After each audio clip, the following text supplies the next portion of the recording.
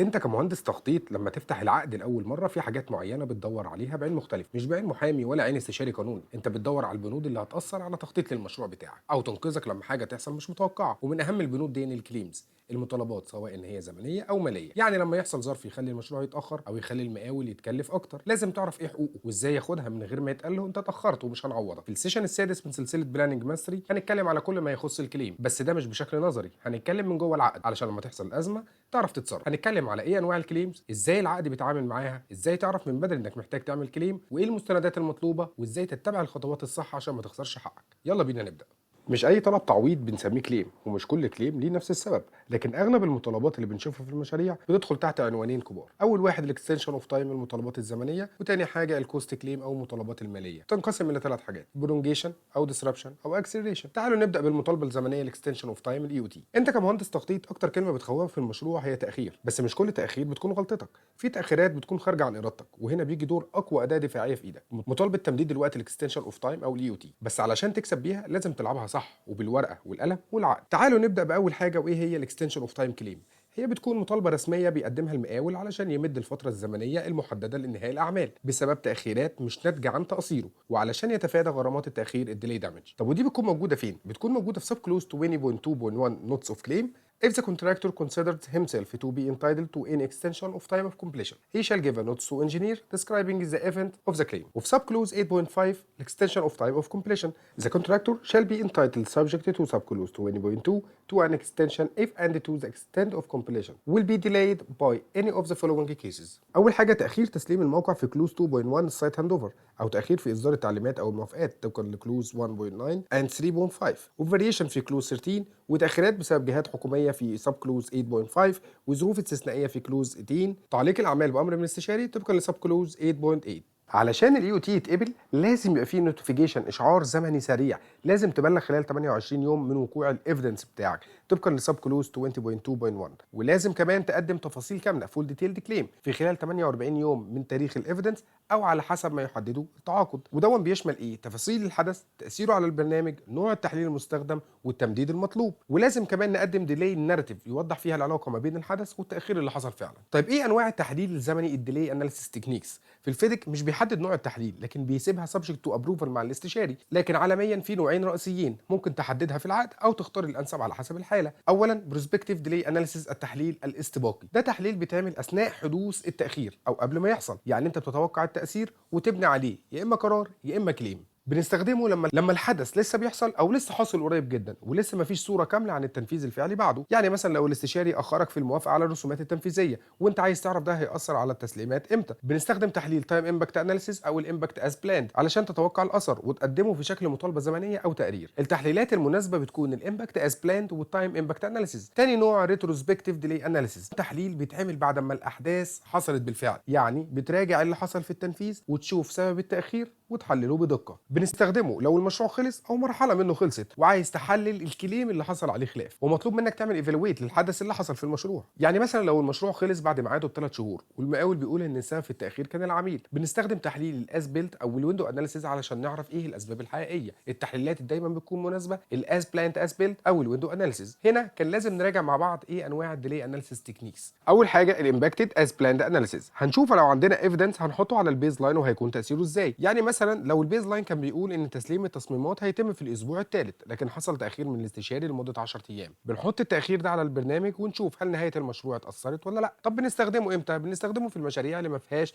ابديت باستمرار، ولما يكون التحليل المطلوب بروسبكتيف. لكن عيوبه بتفترض ان كل شيء كان هيمشي على حسب الخطه، وده نادر جدا في الموقع وما بيظهرش التنفيذ الفعلي. تاني نوع التايم امباكت اناليسيس التي اي اي، بندخل الايفيدنس على تحديث معين في السكادول ونشوف تاثيره بعد التحديث ده. فكرته ان احنا بنستخدم ابديت من البرنامج وليكن مثلا الابديت الخامس ونحط عليه الايفيدنس جزء صغير من الزمن ونشوف تاثيره. مثلا في الابديت الخامس كان المفروض اعمال الاساسات يوم 15/5 لكن جهه حكوميه اخرت الموافقه لغايه 30/5، بنضيف ال 15/5 15 يوم التاخير ونشوف تاثيره ايه على نهايه المشروع. بنستخدمه امتى؟ في العقود اللي بتطلب تحليل دقيق جدا، او لو المشروع بيتم تحديثه باستمرار كل شهر مثلا. بيكون قوي جدا في المناقشات مع الاستشاري وبيعتمد على بيانات فعليه، لكن بيحتاج ابديت سليم ووثائق قويه. ثالث نوع الاز بلاند از بيلد، بقارن بايه اللي كنت ناوي اعمله باللي حصل فعلا. الفكره ان احنا بنرسم خطين، الخط الاول الاز بلاند الخطه الاصليه، والخط الثاني الاز بيلد التنفيذ اللي حصل بالفعل، ونقارن ما بينهم علشان نحدد فين التاخير وسببه. يعني مثلا كنت ناوي تخلص الاساسات في 60 يوم لكن خدت منك 100 يوم، الفرق هنا 40 يوم. بعد كده بتحاول تثبت ان التاخير ده سببه قوه خارجه عن ارادتك. بنستخدمه في المشاريع الصغيره واللي مش بتتحدث باستمرار، ولو التحليل باثر رجعي ريتروسبكتيف، لكن هو ما بيحددش السبب بدقه وما بيقدرش يوضح تاثير الاحداث المتداخله. رابع نوع الويندو اناليسيز، التايم سلايز اناليسيز، بنحلل المشروع فتره بفتره لكل مرحله تنفيذيه. الفكره هنا ان بنقسم مده المشروع لفترات زمنيه ويندو، وليكن كل شهر او شهرين بحسب الاتفاق مع الاستشاري، ونشوف ايه اللي اتاخر في كل فتره وليه، ونحدد تاثير كل حدث على البرنامج في وقت. يعني مثلا في شهر 6 حصل تاخير في الموافقات، وفي شهر 7 حصل نقص في العماله، وفي شهر 8 حصل امطار مثلا، ونحدد كل حدث وتاثيره في فترته، ونجمع التاخيرات وحسب علاقتها بالكريتيكال باث. بنستخدمه امتى؟ في المشاريع الكبيره والمعقده، ولما يكون عندك ابديت بانتظام شهري، لكن بيكون اكترهم دقه وبيبين التاخيرات وبيربط السبب بالنتيجه زمنيه. عيوبه ان هو بيكون معقد وبيتطلب بيانات كتيره جدا، وممكن يكون مكلف من ناحيه الوقت والتحليل. علشان تثبت حقك في الاي او تي كليم لازم تجمع وتجهز نسخه محدثه من السكادول مع البيز لاين، وتاني حاجه تواريخ الاحداث المؤثره وليكن السايت اكسس، الار اف اي، الابروفالز، اللوج. تالت حاجه مراسلات رسميه، خطابات، ايميلات، مينتس اوف ميتنج، والتقارير اليوميه والاسبوعيه. وخلي بالك من الاخطاء الشائعه اللي بنقع فيها. اول حاجه ما تبعتش نوتس في الوقت المناسب. تاني حاجه ما تعملش تحليل زمني واضح، وما بتقدمش تقارير دعم كافيه، وبتسكت على التاخير وبتطلب التمديد بعديها بشهور. بند الاي او تي مش سطر في العقد، ده حبل النجاه لاي مشروع بيتاخر باسباب مش ذنبك، بس علشان تشد الحبل وتطلع منه لازم تلعبها قانونيا وفنيا وزمنيا في الوقت الصح بالطريقه الصح وبالمستند الصح. تفتكر لما المشروع يتاخر الخساره الوحيده هي في الوقت؟ طبعا لا، في مشاريع كل اسبوع تاخير بيكلف مئات الالاف، مش بس كاونر كمقاول كمان. التاخير معناه موقع شغال على طول، عمال اكتر، معدات واقفه، يعني فلوس بتخرج كل يوم. علشان كده في حاجه اسمها فاينانشال كليمز، نقدر نقسمهم لثلاث انواع رئيسيه، كل واحده ليها سبب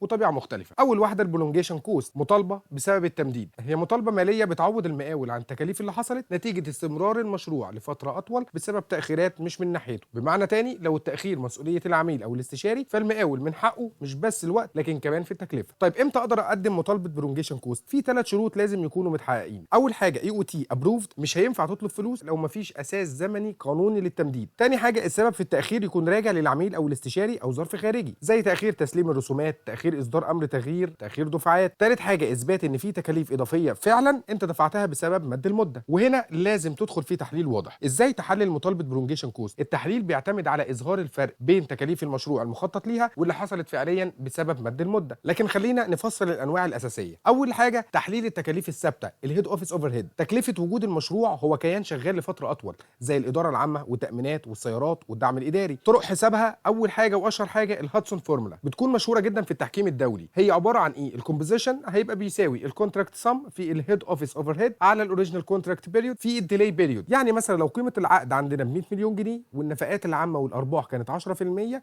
والمده الاصليه هي 600 يوم ومده التاخير وليكن 60 يوم، لو حسبنا المعادله هنلاقي ان كومبوزيشن هيساوي مليون جنيه، وهي دي بتكون قيمه التعويض التقريبي اللي بيطالب بيها المقاول عن التكاليف العامه والارباح اللي ضاعت بسبب التاخير. وتاني نوع عندنا امدن فورمولا. تاني حاجه تحليل التكاليف التشغيليه، السايت راننج كوست، زي مصاريف السايت زي ايجار المعدات والكهرباء والتامين والامن والمشرفين وهكذا، بتتسجل يوميا في السايت ديري او كوست ريكورد. زي مثلا كان المفروض ننتهي في ديسمبر لكن بسبب تاخير الرسومات خلصت في فبراير، يبقى عندنا مصاريف شهرين لازم تتحسب كمطالبه. ثالث نوع تحليل تكاليف القوى العامله والمعدات. العمال والمعدات اللي قعدوا فتره اطول بدون انتاجيه جديده بيزودوا من التكلفه حتى لو كانت شغاله في نفس البند. لو حصل ديسربشن او تشويش على السكادول ممكن تتداخل المطالبه مع نوع اخر من المطالبات هنتكلم عنه كمان شويه. في الفيدك في سب كلوز 20.2.1 contract claims if the contractor considered himself to be entitled to any extension of time for completion and any additional payment. ده بيفتح الباب رسميا لمطالبه ماليه مرافقه للاي او تي. او في سب كلوز 8.4 extension of time، وفي السب كلوز 8.5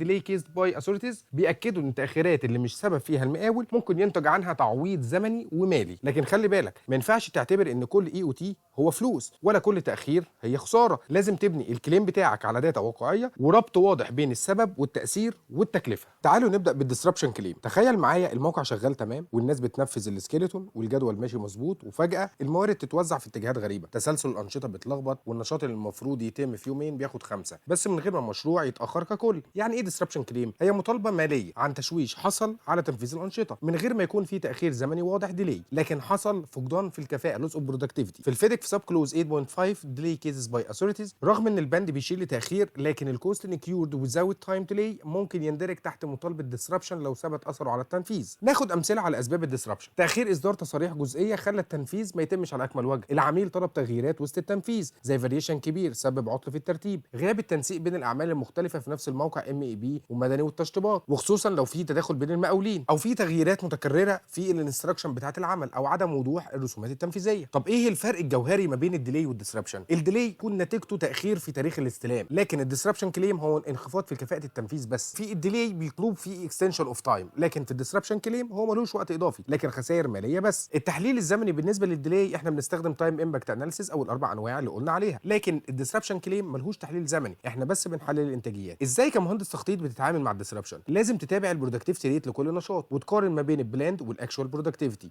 وتوثق اي حاجه اثرت على الترتيب الطبيعي للاعمال. طيب هل في ادوات احنا ممكن نستخدمها؟ في اداه مهمه جدا اسمها ميجرد ميل اناليسيس، بتقارن انتاجيه منطقه او فتره ما حصلش فيها ديسربشن بمنطقه او فتره حصل فيها ديسربشن. طب ايه هو الميجرد ميل اناليسيس؟ هو اسلوب مقارنه انتاجيه العمل في منطقتين او فترتين داخل نفس المشروع. الهدف منه اثبات الانتاجيه قلت مش بسبب تقصير من المقاول، لكن بسبب عوامل خارجيه غير متوقعه عليه، وبالتالي المقاول يستحق تعويض مالي عن خساره الكفاءه دي. طب ازاي بنحسبه؟ عندنا فريق بيصب خرسانه اعمده، انتاجيته لو الفريق 10 عمال في 5 ايام بينتج 100 متر مكعب خرسانه، فكده معدل الانتاج بتاعه 2 متر مكعب، يبقى كده انتاجيه العامل في اليوم 2 متر مكعب دي في الحاله الستاندر. لكن في حاله اللي فيها ديسربشن نفس ال10 عمال في نفس ال5 ايام انتاجيتهم كانت 75 متر مكعب خرسانه، معنى كده ان معدل العامل الواحد في اليوم قل بقى 1.5 متر مكعب خرسانه. الفرق في الانتاجيه 25% انخفاض، يعني لو مفيش ديسربشن كان ممكن يصب 100 متر مكعب. الخساره اللي هي 25 متر مكعب في سعر التنفيذ هي دي المطالبه الماليه اللي المقاول استحقها. لكن اهم شروط نجاح الميثود دي ظروف العمل تكون شبه متطابقه في المنطقتين، نفس النشاط نفس الموارد نفس الموقع، والتحليل يكون مبني على بيانات دقيقه ومتأرخه زي مثلا تايم شيتس وفوتو ديلي ريبورت. ولازم تقدر تثبت ان الفرق في الانتاجيه سببه عامل خارجي زي تداخل اعمال مقاولين تانيين، تاخر في اصدار الرسومات. ما ينفعش تستخدم ميجرد ميل اناليسيز لو الانتاجيه اتاثرت بسبب تاثير من فريقك زي ضعف في الاداره او اعطال في المعدات او غياب العمال، لان ساعتها هتخسر الكليم. طب وهل الفيديك بيعترف بالميثود دي؟ الفيديك ما بيذكرش اسم التحليل نفسه، لكن بينص في السب كلوز 20.2.1 انك لازم تقدم details of the event giving rise to the claim. يعني لو قدرت تثبت الخساره بوسيله منطقيه ومقنعه زي الميجرد ميل تقدر تستخدمه كجزء في اثبات التكلفه. يعني انت كبلانر لازم تحلل الانتاجيه باستمرار وتخزن المعلومات اليوميه، ولو حصل ديسربشن حدد الفتره اللي قبلها واعتمدها كميجرد ميل، وثق الفرق وقدمه ضمن المطالبه، وما تستناش لاخر المشروع. لو حسيت انك بدات تنفذ اكتر وتنتج اقل ابدا فورا بتجميع ادله الديسربشن، يوميات الموقع وصور وتقارير، وتحضر كليم وتقدمه للعميل. ثالث نوع الاكسلريشن كليم، لما المشروع يتقال له سلم بدري ولو دفعت زياده. تخيل معايا انك تكون شغال على مشروع مدته 18 شهر وفجاه الاستشاري او المالك يقول لك عايزين نخلص قبل الميعاد وشوف هتحتاج ايه وخد اللي تطلبه بس نسلم بدري. هنا بندخل على حاجه اسمها اكسلريشن كليم، هي مطالبه ماليه مقابل انك تسرع وتسلم بدري، وده بيحصل بطريقتين. اول نوع الفولنتري اكسلريشن او الاكسلريشن الطوعي، يعني الشركه قررت تسرع بدون طلب رسمي من المالك لاسباب تخصها زي تحسين الربحيه او تقلل تكلفه الموقع او رغبه في ارضاء العميل. هل هنا هتكون مطالبه رسميه؟ لا، طالما المالك ما طلبش اكسلريشن رسمي يبقى مفيش حق في تعويض الاضافي للمقاول. وتاني نوع وهو اللي بيعتبر كليم الدايركتد اكسلريشن، دي الحاله اللي بيحصل فيها كليم حقيقي لما المالك او الاستشاري يطلب رسميا ان المشروع يتسلم قبل ميعاده مع استمرار نفس السكوب اوف وورك. المقاول بيضطر يزود المعدات وفرق العمل والورديات علشان يسلم اسرع، وده اللي اسمه الدايركتد اكسلريشن، وهو اللي يستحق عليه المقاول مطالبه ماليه. في الفيديك ما بيستخدمش مصطلح اكسلريشن بشكل مباشر، لكن بيتعامل معاه ضمنيا في سب كلوز 13.1 في الفاريشن انيشيتد باي ذا انجينير.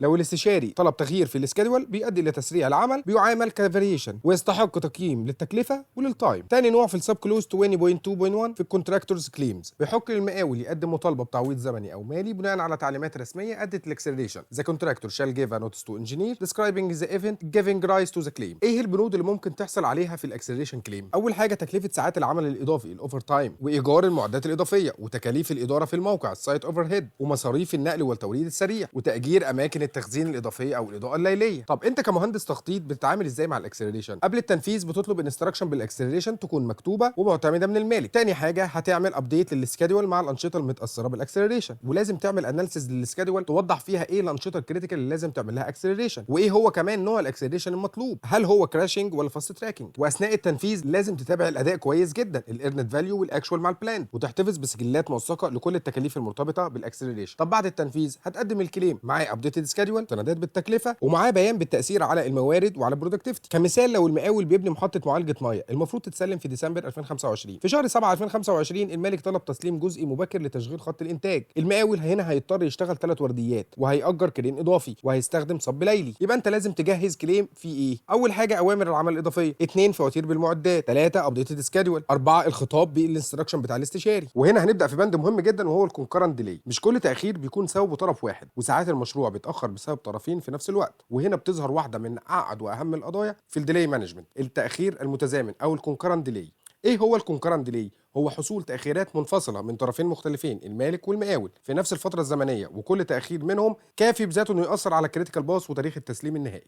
يعني المقاول متأخر في تنفيذ أعمال معينة، وفي نفس الوقت المالك متأخر في إصدار رسومات أو تسليم الموقع، والاثنين بيأثروا على تاريخ التسليم النهائي في نفس الفترة. عندنا هنا الفيدك ما جابش سيرة الكونكرنت ديلي صراحة، لكن الفيدك بيسيب الباب مفتوح ان تقييم التأخيرات تكون مسؤولية الاستشاري طبقا لسب كلوز 3.5. علشان كده تفسير حالة الكونكرنت ديلي بيرجع للقانون المحلي أو العرف الهندسي العالمي اللي احنا ماشيين عليه. طيب ازاي بنقيم الكونكرنت ديلي؟ وهنا بيظهر دور مهندس التخطيط في تحليل سبب التاخير والزمن والتاثير باستخدام ادوات تحليل التاخير، الديلي اناليسيز. الادوات دي بتكون مهمه جدا علشان تفصل تاثير تاخير المالك لوحده وتاثير تاخير المقاول لوحده والفتره اللي حصل فيها كونكرنسي. طب ايه اللي بيحصل لو حصل كونكرنت ديلي؟ ده بيعتمد على سياسه العقد او القانون المطبق. لو التاخير من المالك بس يبقى المقاول ليه الحق في اكستنشن اوف تايم وفي فلوس كمان برونجيشن كوست، لكن لو تاخير المقاول بس هيبقى ولا ليه اكستنشن اوف تايم ولا ليه تعويض. لكن لو في كونكرنسي ديلي هيبقى المقاول من حقه ياخد اكستنشن اوف تايم لكن مش هياخد تعويض غالبا. وفي حاله الكونكرنسي ديلي اغلب التفسيرات اللي بتدي للمقاول اكستنشن اوف تايم من غير تعويض مالي. يعني مثلا لو الاستشاري اتاخر في اصدار تصاريح التنفيذ لاعمال الام بي لمده 3 اسابيع مثلا، وفي نفس الفتره المقاول كان عنده تاخير في توريد المواد، المشروع اتاخر فعلا في تسليم المبنى النهائي، لكن في الحاله دي ممكن المقاول ياخد اكستنشن اوف تايم لكن صعب جدا ياخد تعويض مالي برونجيشن كوست. الكونكرنت ديلي هو حاله رماديه بين الابيض والاسود، ما ينفعش تحكم فيها من غير تحليل زمني احترافي، ومهندس التخطيط هو مفتاح الفهم والتقييم في الحاله دي. البند مكتوب والنوع معروف، بس السؤال الحقيقي كبلانر تتصرف ازاي وايه اللي تعمله من اول ما تحس ان في مطالبه جايه. تعالوا نبدا خطوه بخطوه. امتى ابلغ عن الكليم؟ طبقا لسب كلوز 20.2.1 في الفيدك لازم تبعت نوتيفيكيشن خلال 28 يوم من وقت معرفه، اول ما المفروض كنت تعرف بالمشكله اللي هتسبب المطالبه. كبلانر اول ما يظهر سبب التاخير او التكلفه الزياده حتى لو لسه مش واضح المدى الكامل بتاعها، لازم تنبه مدير العقود ومدير المشروع علشان يتم اصدار نوتس رسمي. الديلي ممكن يبدا من اصغر تفصيله، تعارض رسومات او تاخير تصريح او موقع لسه ما تسلمش. طيب هنبلغ ازاي؟ النوتس لازم يكون رسمي موجه من المقاول للاستشاري ويضمن وصف دقيق بالحدث اللي حصل، التاريخ اللي حصل فيه، اشاره للبند التعاقدي، ونيه المقاول ان هو هيطلب تمديد او تعويض. طيب اوثقه ازاي؟ التوثيق هو اهم حاجه في اي كليم. كبلانر دورك هنا هيكون ربط الايفيدنس بالسكادول، تعرف تاثيره على الانشطه ولازم تعرف تاثيره على الكريتيكال باث، ولازم تحافظ على المستندات اللي تدعم الكليم بتاعك، اي مراسلات ار اف اي، انسارات او ليترز، ولازم يكون عندك سجلات بالابديتد سكادول، صور وتقارير يوميه ولوجات. وهنستخدم ادوات زي الديلي ايفنت ريجستر او امباكت اناليسيس جرافس او ناريتيف ريبورت. طيب وهتتابع التقييم ازاي؟ طبقا لسب كلوز 20.2.4 اجريمنت اند ديترمينيشن بيقول ان الاستشاري لازم يقيم الكليم بعد ما يستلم كل التفاصيل. دورك كبلانر هنا هيكون ايه؟ انك تدعم الفريق الفني والتعاقدي بتحليل واضح كامباكت سكادول ككريتيكال ديلي، وترد على استفسارات الاستشاري لو طلب اي توضيحات، وتحضر جلسات مناقشه لو حصل نزاع على المده او التعويض. الكليم مش ورقه بتتبعت، هي عمليه متكامله من لحظه الايفيدنس لحد لحظه الايفالويشن، وكل خطوه فيها البلانر هو صاحب البوصله.